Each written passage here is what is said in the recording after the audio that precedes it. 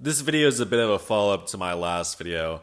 In my last video, I talked about a report that said that Alex Caruso was getting pursued harder in trade talks than Zach LaVine and DeMar DeRozan. And I said in that video that even regardless of if this report is true or not, I thought this idea made a lot of sense because in that video, I briefly talked about why Zach LaVine and DeMar DeRozan are going to be hard to move on from if the Bulls want to blow it up mid-season. But most of that video, I talked about why Alex Caruso is going to be so easy for them to trade because he's in a different situation than the other two. And then I ended that video by making a tier list of every NBA team and tiering each team by how much of a good idea it would be for them to pursue Caruso, because I do think that Caruso is that enticing as a player to trade for. But for this video, I already kind of talked a little bit about why LaVine is going to be very difficult for the Bulls to move in the last video, so I will kind of wrap up my thoughts on that in this video, but specifically, I wanted to focus most of this video on all the trade destinations that people have been kind of buzzing about and kind of explaining why I don't think it's very likely that any of these teams bite on LaVine. So before I get into those teams, let me go ahead and summarize some of my thoughts from last video on why Zach LaVine is not as attractive as a trade piece as you may think, because what I've seen from kind of some of the discourse on this is that some people are super negative about LaVine and think he's like almost untradeable, whereas some people are kind of lost on why LaVine would not be that tradable.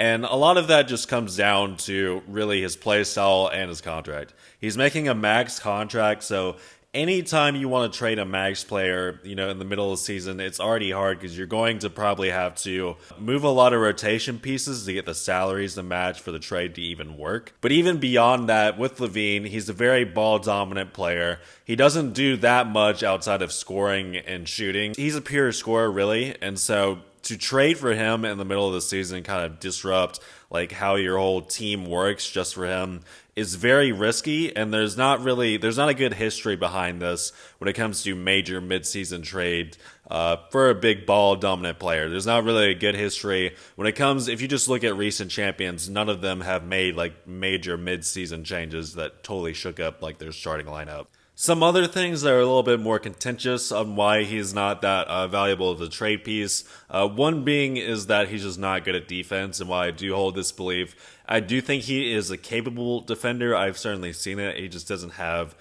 the engagement or activity level. I think that perhaps it's possible that, if he goes to a defensive-oriented team, I can see him becoming, at least an average defender, maybe even a positive defender. But I can certainly see why other teams would be very hesitant to trade for him because he just has not shown in his career yet that he's a positive defender, even though I certainly think he has the tools to be. The other contentious reason that I see people talk about is that he's just not a winner. I'm not really sure how I feel about this because he's never really been on a good team. Like I saw, one person said that Zach LaVine probably leads the league in player-only meetings called, which is pretty sad for his career because he did start off in Minnesota and that went nowhere. And then we saw with Chicago, they actually had something good going for 1 year and until Alonzo's knee collapsed. So I can't really fault him for not necessarily being a winning player just by his winning record alone because he's never really had that good of a team. Now, if you want to bring up certain stats that may suggest that he's not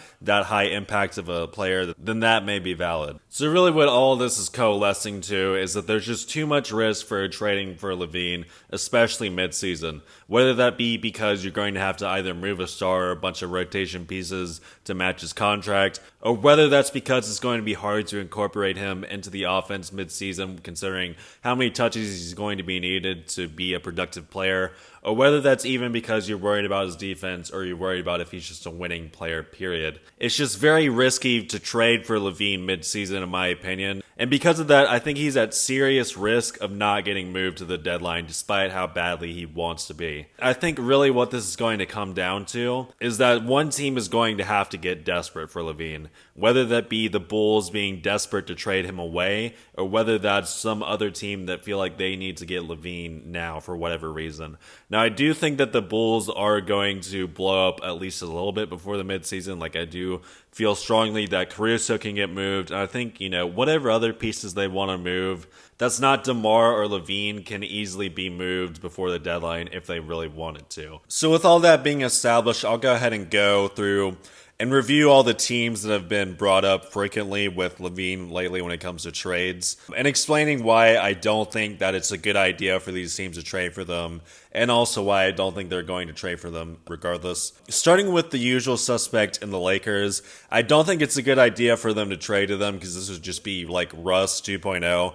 I think the Lakers front office has probably learned their lesson with adding a third star to lighten the offensive load for AD and LeBron, is that it's just not going to work if you're going to have to give up most of your bench for it. I know that a lot of fans were, blaming Russ for all the Lakers' problems during that time, but a big problem with that trade was just that they had to deplete their bench in order to get Russ, and they just weren't a deep enough team during Russ's time on the Lakers. I think the same thing would happen if they traded for LaVine, especially mid-season. They'd probably have to give up Austin Reeves because the Bulls have said they want a good young player. They probably would have to give up like D'Lo and Rui to salary match or something like that. They're going to have to give up several rotation pieces to get the salaries to match and for the value to be good enough for the Bulls to want to bite.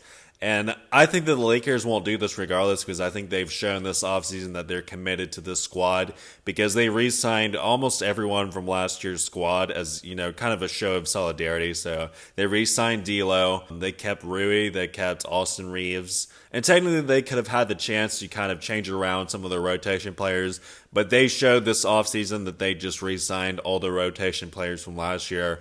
So I'm not buying that they're going to trade for LaVine because of that. Now, as for the Sixers, I don't think them trading for LaVine would be as bad as if the Lakers did it, but I do get the same feeling of just like, why would they feel a necessity to do it? Because things are actually going well for the Sixers, at least, right now. Tyrese Maxey is breaking out because they actually have a head coach that knows how to properly use him.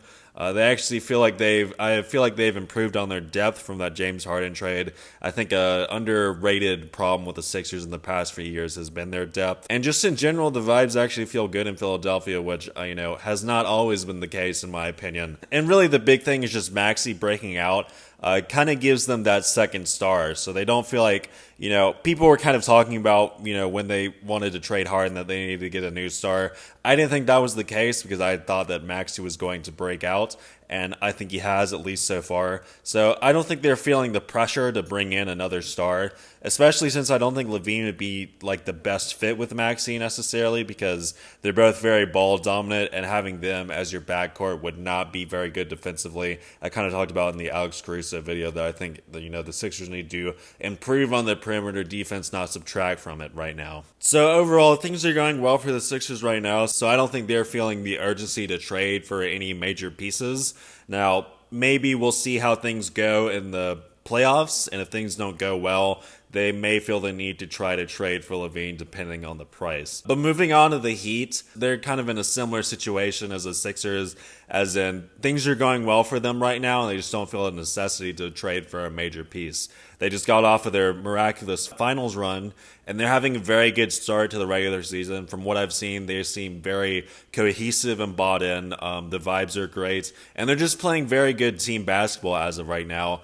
And while I do think that they could use a bit more shot creation on their team, I think they kind of just have Tyler Hero to fill in the Zach LaVine role for less of a cost. I do think that a major reason why they didn't win the finals last year was because they didn't have Tyler Hero. And as long as Tyler Hero stays healthy this year, I think that's going to make them even scarier than last year. And I also think that some of the other Heat players are getting better at shot creation, such as Duncan Robinson, for example. Again, it's the same situation as the Sixers. They're doing very well right now, and they just don't feel the need to make like a giant risky trade for LaVine. Now, as for the Knicks, they may be in a similar case as the Lakers, as they just get brought up in every trade discussion because they have such a giant fan base and media presence. But I think it makes a little bit more sense for the Knicks to pursue LaVine, and that's because I think, I've always thought they needed a little bit more offense. Now, we did see in the last season when they added Brunson that once they added Brunson and that, level of shot creation,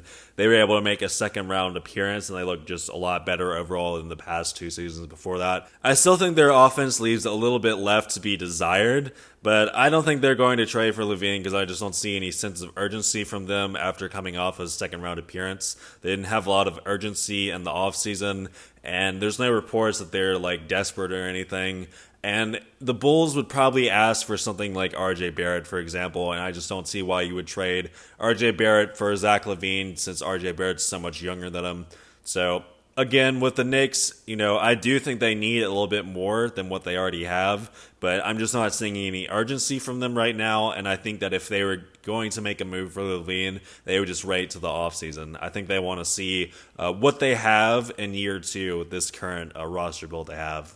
Now, some other teams that I've seen brought up are like the Kings and the Pacers, and I don't think, a lot of people are taking that too seriously because those are basically like the two top offenses in the league right now, so just adding Zach LaVine would be redundant, and they're also very young teams, so they just don't feel like the urgency to make any big trades right now in mid-season, at least in my opinion. There's also some other teams brought up, like the Raptors. I don't really think that makes sense for the Raptors. I honestly think that the Raptors need to consider blowing it up. The Magic has also been floated around because they definitely need a little bit more offense and, shot creation and offense. But with the Magic, they're pretty ahead of their rebuild right now, and they're looking pretty competitive as is. And I think the Magic are just another young team that are probably just going to let their, they're probably going to ride out their young core this season and see how they do in the playoffs. And then, kind of go from there in the offseason and see if they need to make any big changes. So as for any of these young teams that I've kind of brought up just now,